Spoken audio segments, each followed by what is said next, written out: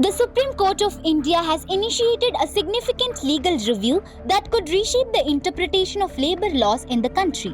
A 9-judge constitution bench has announced that it will scrutinize the landmark 1978 judgment, which broadly defined the term industry under the Industrial Disputes Act 1947.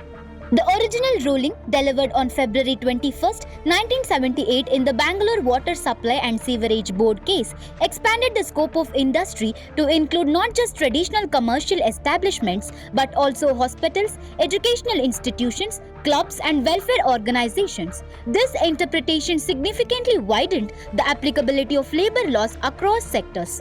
The current bench, led by Chief Justice Surya Kant, clarified that the court's focus will remain strictly on whether the 1978 interpretation of the original provision was correct. The bench stated it would not examine subsequent legal developments, including the 1982 amendment or the Industrial Relations Code 2025, as they have not been challenged in this case. The 1978 ruling was the triple test formulated by Justice V.R. Krishna Iyer.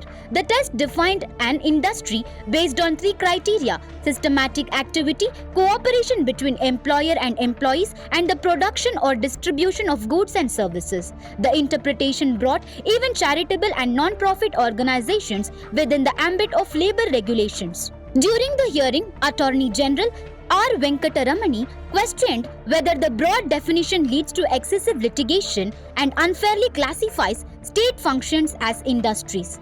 Justice B.V. Nagarathna noted the judgment was rooted in the socialist era. The matter originates from a dispute involving employees of the Bangalore Water Supply and Sewerage Board, whether disciplinary action taken against workers led to prolonged litigation, eventually culminating in the 1978 verdict.